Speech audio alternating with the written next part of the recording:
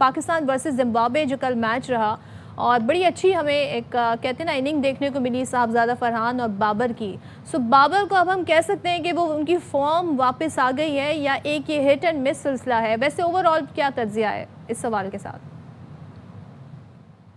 देखिए, मेरा ख्याल है कि अगर आपने प्रिपरेशन करनी है आईसीसी के बड़े इवेंट्स के लिए तो आपको अच्छी टीमों के खिलाफ compete करना पड़ेगा और वहां पे परफॉर्म करके आपको ये साबित करना पड़ेगा कि आप अच्छी फॉर्म में हैं, आपकी टेक्निक वापस आ गई है, आपकी फॉर्म वापस आ गई है और आप अच्छे रिदम में हैं।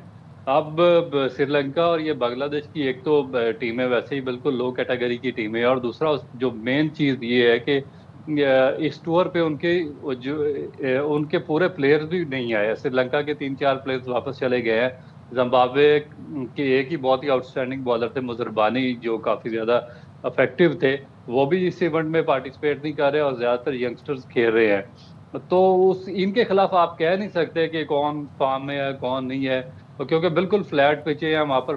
बॉलर्स के लिए बिल्कुल किसी किस्म की सपोर्ट नहीं है। नई टीमें हैं, उनको यहाँ पे एडजस्ट होने का और जो एटमॉस्फेयर है उसके साथ एडजस्ट करने का भी इतना ज्यादा मौका नहीं मिला है।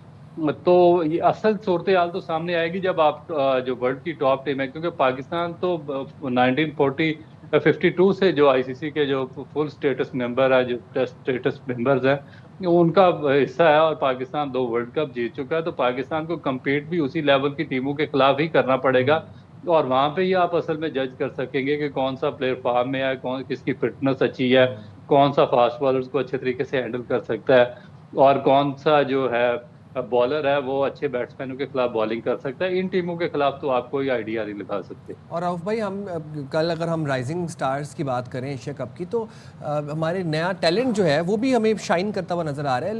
कल का मैच बड़ा सनसनीखेज था, दिलचस्प था, इंटरेस्टिंग था, एक्साइटिंग था, सब कुछ था। बट आप नहीं समझते कि 96 रन पर 9 विकेट्स लेकर पहले ही मैच ख़त्म हो जाना चाहिए था? सुपर ओवर तक बात पहुंचती ना? देखिए, अगर आप कंपैरिजन करें पाकिस्तान की जो जो राइजिंग स्टार की टीम है उसका जो बाकी टीमों के खिलाफ है, तो पाकिस्तान के पास काफी मेच्योर और कंपाउंड किस्म के कम्पैक्ट प्लेयर्स थे जो कि काफी एस्टेब्लिश प्लेयर थे। देखिए, राइजिंग स्टार का मतलब क्या होता है? राइजिंग स्टार का मतलब ये होता है कि जो आपके इमर्जिंग प्लेयर्स हो, अंडर 19 प्लेयर हो, जो डोमेस्टिक के परफॉर्मर हो, जिनको एक्सपोजर ना मिला हो, तो उनको आप इस तरह के इवेंट्स में पार्टिसिपेट करवाते हैं ताकि आपके पास एक सेकंड स्ट्रेंथ आपकी बिल्ड होके सामने आए, आपके पास रिप्लेसमेंट आए, आपका बेंच स्ट्रांग हो।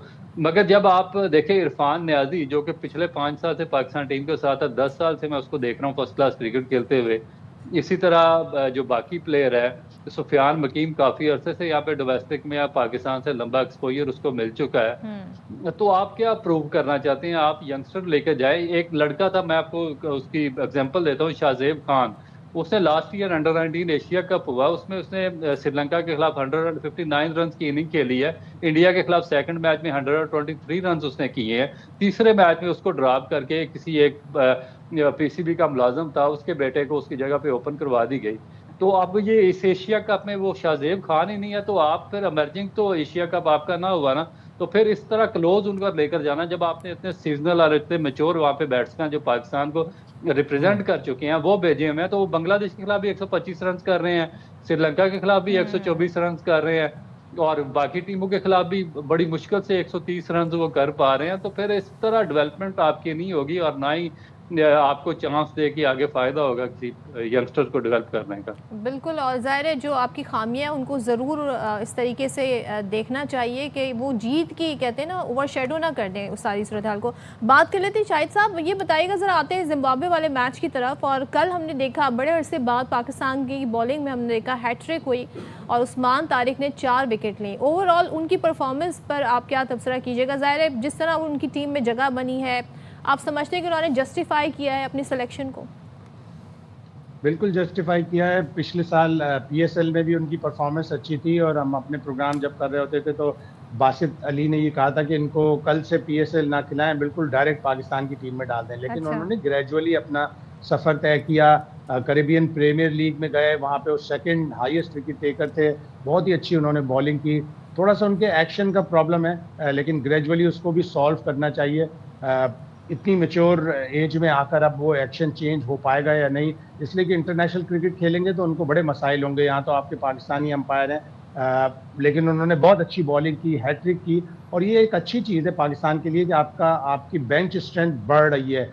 अबरार हैं पाकिस्तान के, वो फ्रंट लाइन स्पिनर हैं, उस्मान तारिक आ गए, अब आपके पास शादाब खान फिट हो जाएंगे, वो आ जाएंगे, नवाज बहुत अच्छा परफॉर्म कर रहे हैं बॉलिंग में भी, बैटिंग में भी, सुफियान मुकीम बाहर हैं, फैसल अकरम आपके पास है, मेहरान मुमताज़ हैं, अरफात मिनास हैं, साद मसूद हैं, तो आपके पास बेंच स्ट्रेंथ बढ़ रही है। और जब आप टूर्नामेंट जीते हैं, जैसे आपने हांगकांग सुपर सिक्सेस जीता, आपने ये राइजिंग स्टार जीत लिया, आप ये ट्राई सीरीज जीतेंगे, मान लिया कि ओपोनेंट्स ओपोजिशन इतनी मजबूत नहीं है, जब आप अच्छे मजबूत ओपोनेंट से खेलेंगे तब आपकी असल स्ट्रेंथ का पता चलेगा, लेकिन जीत कॉन्फिडेंस देती है, जी बिल्कुल कॉन्फिडेंस देती है। शाहिद भाई आपने बड़ी अच्छी बात की कि बेंच स्ट्रेंथ हमारी बढ़ी है, टैलेंट उभर कर सामने आ रहा है। Thank you very much Shahid Hashmi साहब एंड अब्दुल रऊफ साहब, आपने